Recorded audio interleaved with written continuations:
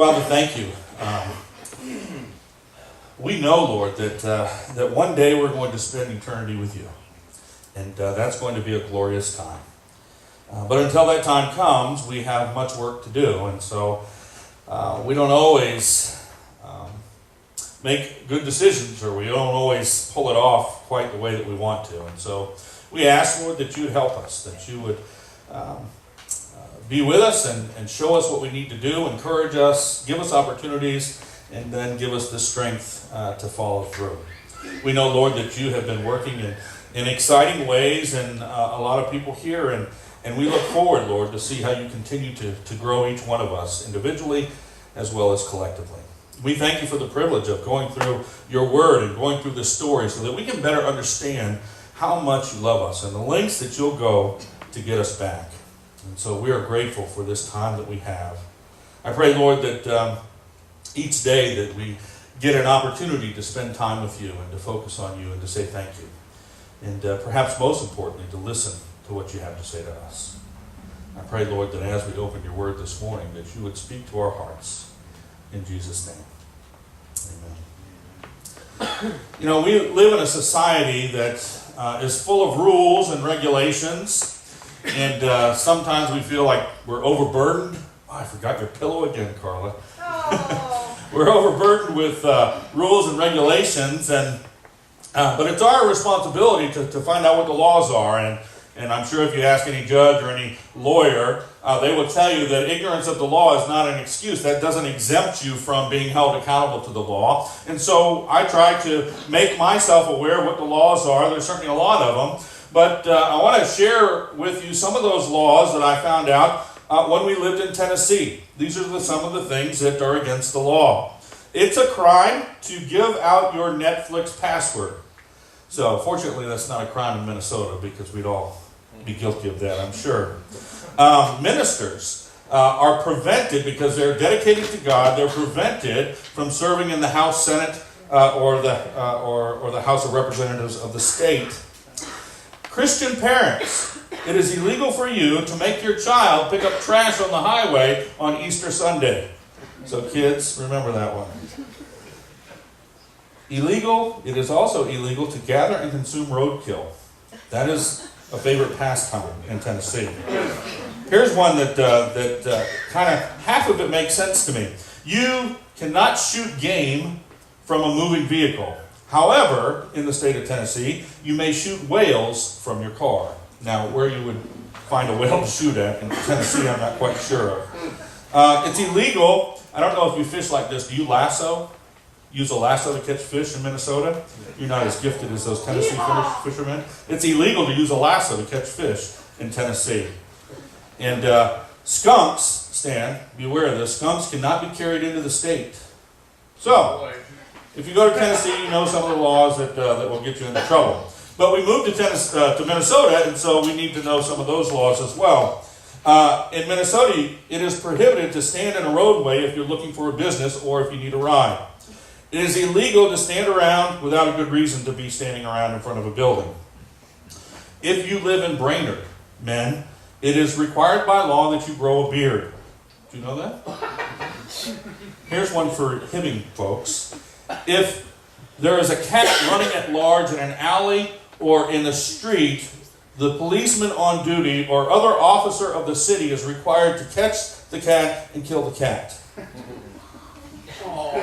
Duluth has its own. Duluth says it is illegal to have animals sleeping in the bakery. So,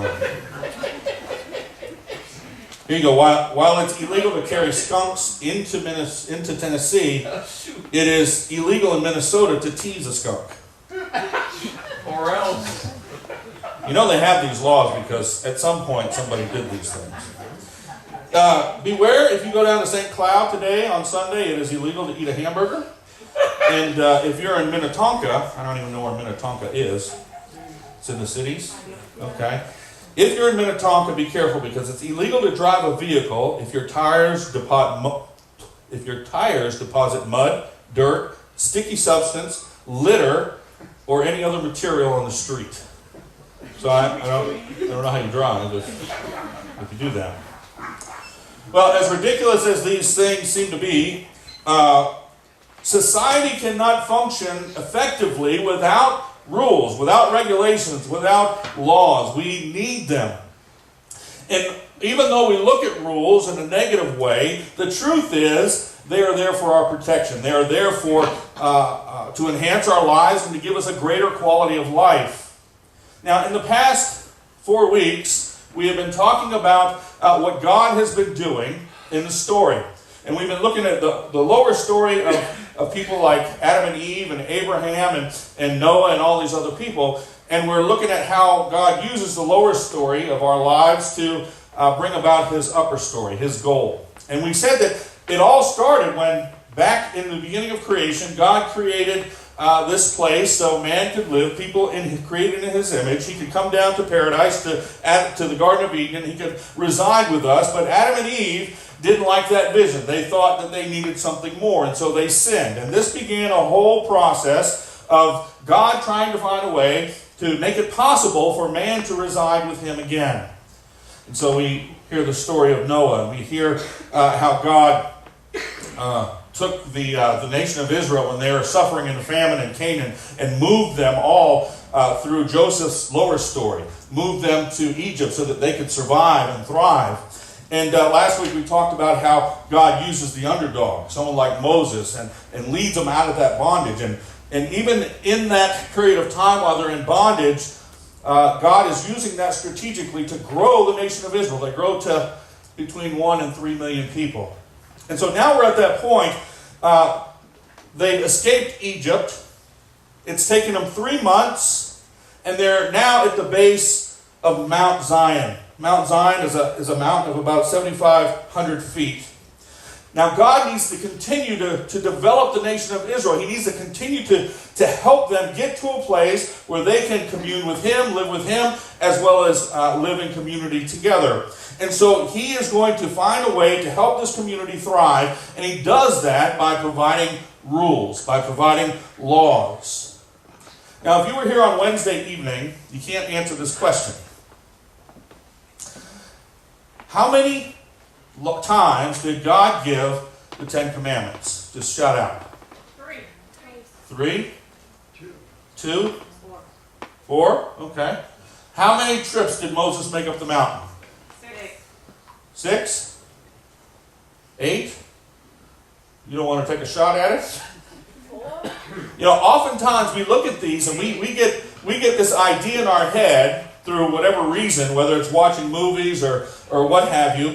A lot of people, most people believe that God gave the 10 Commandments twice. And the reason that they believe that is because they believe that Moses went up the mountain twice. And we come to this conclusion because we think, well, he had 2 sets of tablets, so he must have gone up twice. And that's the problem. That's one of the things that we try to avoid. We keep saying that, we need to learn what the Bible really says. And so we want to take a look at this encounter that Moses has while they're in Mount Sinai. He makes, in fact, he gives the commandments 3 times, and he goes up the mountain 6 times. And so we need to back up and not use our Hollywood eyes and our Charlton Heston eyes when we look at this story. So the nation of Israel, 3 months have passed. They're at the base of the foot of Mount Sinai. A lot of people believe that they were there for anywhere from 8 months to 2 years. I think most scholars probably believe it was more like 11 to 12 months that they were there. But a lot happens in that time period while they're at the base of the mountain. When you look at the Bible, you see Exodus from chapter 19 through all of Exodus, through all of Leviticus, and through the first 10 chapters of Numbers is all about this time that Moses has at the base of the mountain. And so we want to look at this period of time, what we can glean from Moses' experience on the mountain and these trips up and down the mountain. And so the first one, we see that God simply wants to remind Israel what he did for them. In Exodus 19, verses 3 to 6, it says that Moses goes up the mountain. The Lord called him from the mountain and said, "This is what you were to say to the descendants of Jacob and what you were to tell the people of Israel. You yourselves have seen what I did for you in Egypt, how I carried you on eagle's wings and brought you to myself. Now, if you obey me fully and keep my commands, then out of all nations you will be my treasured possession. He's still trying to get them to understand that he wants them to be his people. And although the whole earth is mine, you will be for me a kingdom of priests and a holy nation. These are the words you were to speak to the Israelites. God is telling Moses, go back down the mountain and make sure these people of mine understand what I did and what I want from them. And so Moses is excited. He goes down the mountain and he says, listen to what God says. Remember all the things that he did? And the people said, well, of course. We were there. We saw it. How could we ever forget what God did for us? And so Moses is pleased with their response, and he heads back up the mountain for trip number 2. And again, he's going to receive instructions. This time, God is going to instruct Moses to get the people ready because God wants to speak to them. It says in Exodus 19, verses 8 to 11, God tells Moses, I'm going to come to you in a dense cloud. Why? So that the people will hear me speaking with you and will always put their trust in you. And then Moses told the Lord what the people had said. And the Lord said, Moses, go to the people and consecrate them today and tomorrow. Have them wash their clothes and be ready by the 3rd day. Because on that day the Lord will come down on Mount Sinai in the sight of all the people. And so Moses goes back down. He tells the people to get ready, that they're going to have this encounter with God. He wants to speak to them. And so everyone's excited. They consecrate themselves. They get themselves in the right frame of mind. And they're waiting at the base of the mountain. And then God begins to descend on the mountain. There's smoke and there's thunder and lightning. And there's trumpet blast. And people are in awe. And God once again calls Moses up the mountain for the 3rd time. And he's going to instruct Moses again to warn the people for their own safety. The Lord descended to the top of the mount and called Moses to the top of the mountain. So Moses went up, and the Lord said to him, go down and warn the people so they do not force their way through to see the Lord, and many of them perish. Even the priests who approach the Lord must consecrate themselves, or the Lord will break out against them. God is seriously concerned. They're all assembled at the bottom of the mountain. He knows what he's going to say to them. He knows that they're going to be overwhelmed by that, and he wants to make sure that nobody rushes the mountain. Nobody wants to come running to him. If they do, they will die. And so, now that everybody knows the rules, God is going to speak. Exodus chapter 20, verse 1, he gives out the commandments. These are the rules that God says. If you want to have a relationship with me, if you want to live in community, if you want to have all that is good, these are the things that you need to focus on. And so we see these 10 commandments that are broken down into 2 different categories. Category number 1 is simply the rules that he gives us so that we can relate to him. He says that we should have no other gods before him because he is a jealous God. He wants our full attention. He says that we are not to create any images, any idols, that we are to focus all of our praise and worship and energy on him. He says, don't misuse my name. Now, this is not just using him in a profane way. You know, oftentimes when we say, oh my God, just out of excitement, a lot of times that is diminishing the value of God and his name. We need to be careful the way that we use it. And then finally, the 4th commandment, he says, you need to spend time with me. You need to set aside the Sabbath so that we can come together and we can worship and commune together. 4 rules. Now, in and of themselves, you look at them and say, well, I can do that. But it's really much harder than it seems. But then he gives this second category of rules. These rules are so that we can all get together, so we know how to live in community with one another. The very first one, honor your father and your mother. That's the fundamental, that's the basic element of community. That's where we begin. We must have solid, healthy families, and it begins with children honoring their father and their mother. And then you get to the biggies. Don't murder, don't commit adultery, don't steal, don't lie, and don't covet other people's stuff. Don't be jealous. And so he lays this out for them, and something interesting happens.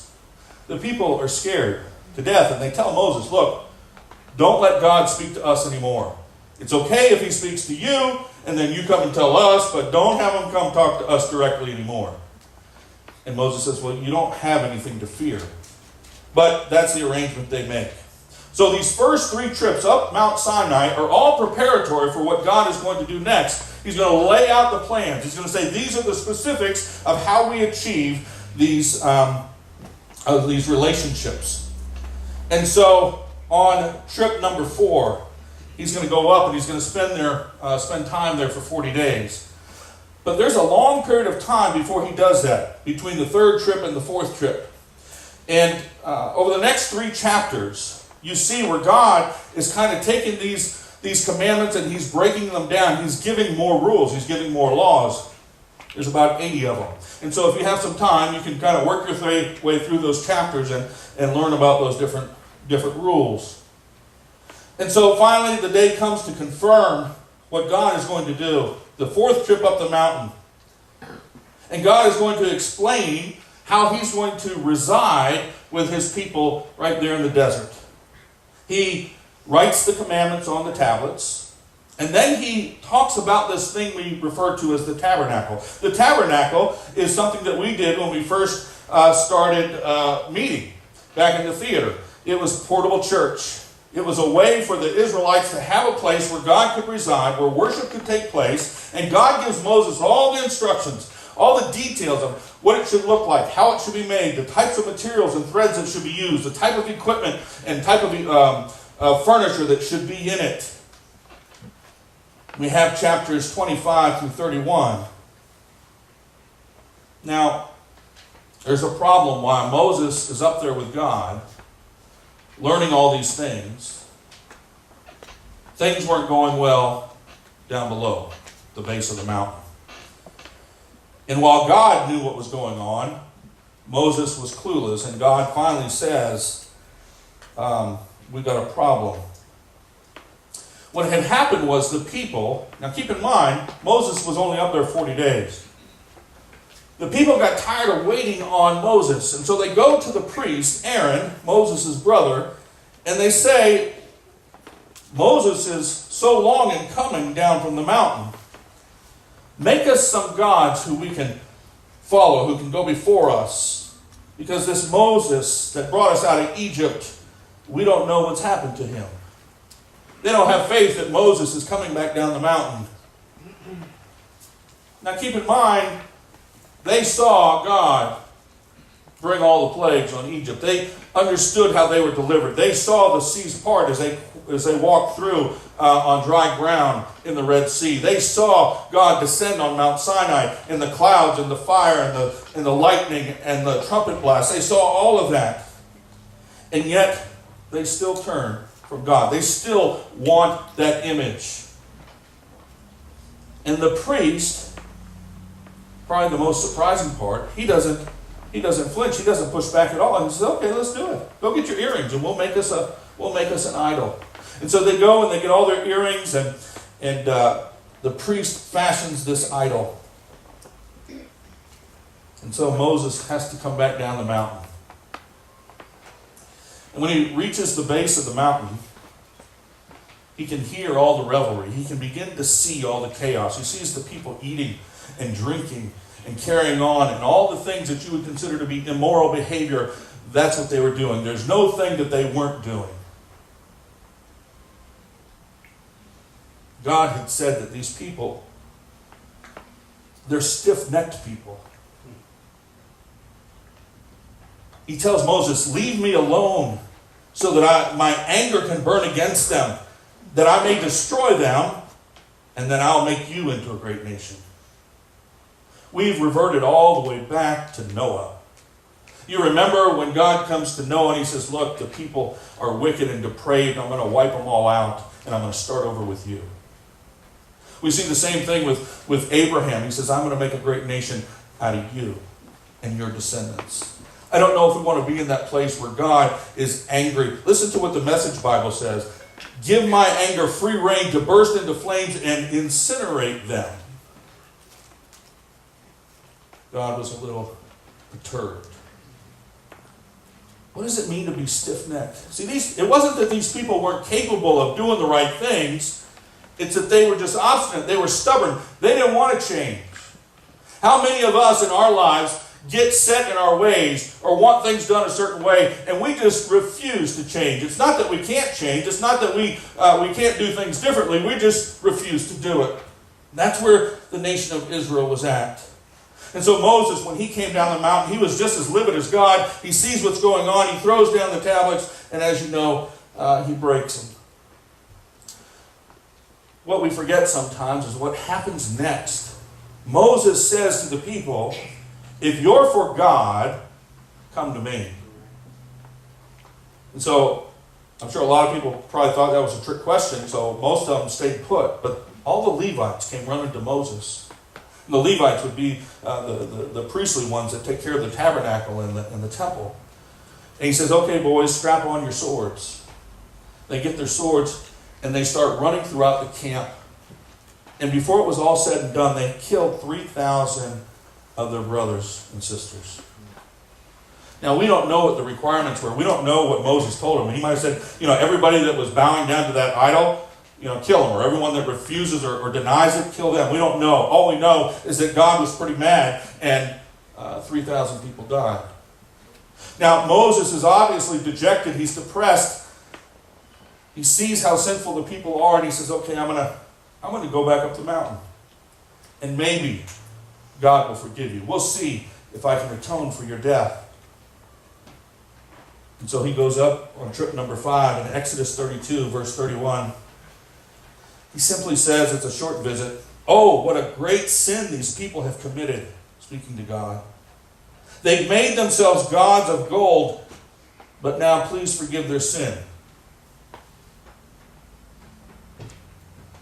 Amazingly, God forgives them. He says, Moses, I'm going to forgive them. But I'm also a God who is just, and I'm going to punish them as well. Those who need to be punished. You continue to read, you'll see that a plague came on the people. Moses goes back down the mountain, and he begins spending a lot of time with God. He meets with them in the tent of meeting. And God has been telling Moses all along, I'm going to lead you to this great place. And Moses finally is getting agitated. He's getting to that place where he says, come on, you've been telling me this for a long time. Let's get going. And that leads to the final trip up the mountain, where God is going to reveal his glory. Once again, Moses goes up. He's going to spend 40 days there again with God. And God gives the 10 Commandments for the third time, writing them on the second set of tablets that Moses provided. And listen to what God tells Moses. In Exodus 34, verses 10 and 11, he says, I'm making a covenant with you. Before all your people, I will do wonders never before done in any nation in all the world. The people you live among will see how awesome is the work that I, the Lord, will do for you. Obey what I command you today, and I will drive out before you the Amorites, the Canaanites, the Hittites, the Perizzites, the Hivites, and the Jebusites. God has got to that place where he's saying, okay, the time has come, Moses. I'm going to take you to that very place that I promised your forefathers, Abraham, Isaac, and Jacob. The time has come. God is going to bring them into that land, the promised land, the land that is flowing with milk and honey. Seems like a lot of stuff to go through. Imagine being in Moses' shoes during this time. This would be a difficult thing to do. But I think we can get a lot out of this small period of time within Moses' life. That if we will apply it, we will go a long way in making sure that our relationship with God is what it needs to be, as well as our relationships with each other. See, there's some takeaways from this. The first one is this. Rules, as much as you may dislike them, as much as you think they're unfair, they are a good thing. We need rules.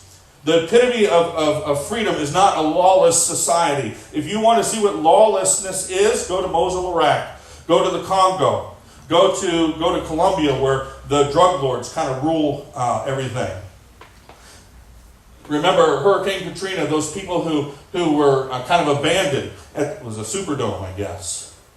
They had complete freedom to do whatever they wanted, and it was just complete chaos. Somebody once said that the Bible stands for basic instructions before leaving earth. And I think that there's some truth to that. Because those instructions, if we can learn them, study them, begin to apply them in life, we will learn how not only to live with each other on this planet, we will learn how to have a relationship in heaven with our Father. He's trying to tell us these are the things that we need to do. These are the behaviors. This is the way that we interact if you're going to have a place in paradise with me. Remember, that's where he's trying to bring us back to. We also see that we have to get in the practice of spending time with God. Moses is 80 years old. He's climbing a mountain 7,500 feet 6 times. We need to find a way to get alone with God every day. You don't have to spend 40 days and nights. Start with 15 minutes. Find a place that you can go to consistently on a regular basis, whether it's your kitchen table or your office or your car, wherever it is. Find that place and get alone with God and pray, listen, read the Word, and ask Him what He would have you to do. Don't make any assumptions. Ask Him and listen. It's something that seems very simple, but it's something that we don't do very regularly. The third thing that we need to not forget is that anybody can fall. Anybody can lose their way. Anybody can sin. How many news stories have you heard where prominent religious leaders have gotten into trouble and have fallen because of sin? Last year there was a study of 246 pastors. Everyone fell due to sexual immorality. They wanted to study them and see if there was any common theme among them. And what they found was rather interesting, that in every case, to a man, the time that they spent with God was minimal or had reached the point of being non-existent. We need to stay close to God, or we will fall. Imagine seeing those plagues come on Egypt. Imagine walking through the Red Sea. Imagine seeing God descend on the mountain and the mountain shake and the trumpets sound. You think, wow, if I saw that, I would never turn away from God. What do? Consistently, we turn away.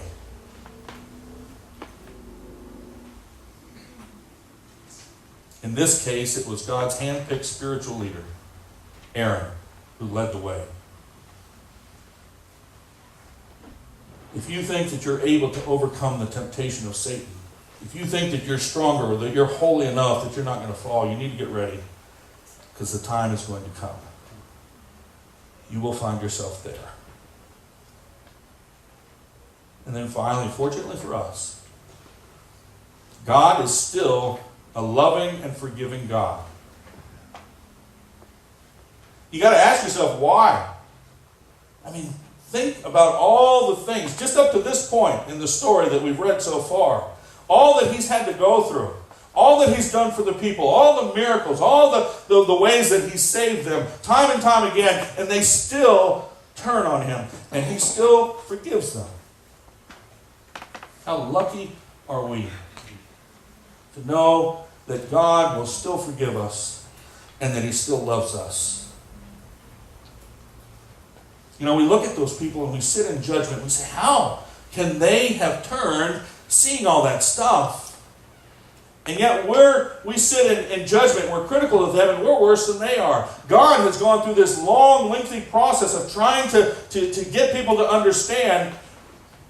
They had to rely on what they thought God was going to do. God didn't want to entrust that to us. He said, let me write it down for you. Let me put it in black and white and red and give it to you. We know the way He thinks. We know what He's going to do. We know the beginning and we know the end. We have everything in our hands. All we have to do is follow it. And yet we still do the same thing that the Israelites do, and we turn away. Praise the Lord that He is forgiving and loving still. we'll see as we go through the remainder of the story, there are going to be hard times that God and the people of Israel go through. Some things that you say, wow, that is just so brutal. How could those things happen? What was God thinking? And as brutal as some of those things are, they're also that we could spend time in eternity with Him. He loves you that much. My prayer is that you know that. My prayer is that you sense that every week. And God is telling us, if you'll put Him first, if you'll have no idols, if your job, your money, your spouse, if all those things that we covet in this world, we would put behind Him and put Him first, He will let you know. He will reassure you. He will be close to you, and you will know it.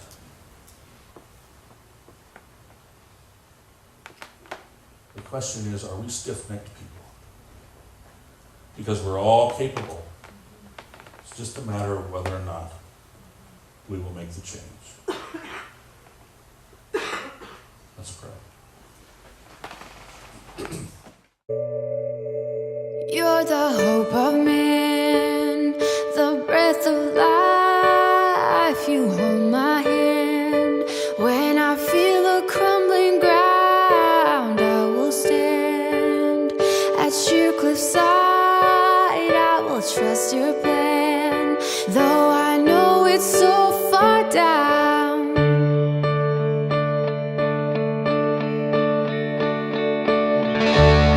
I choose to pray.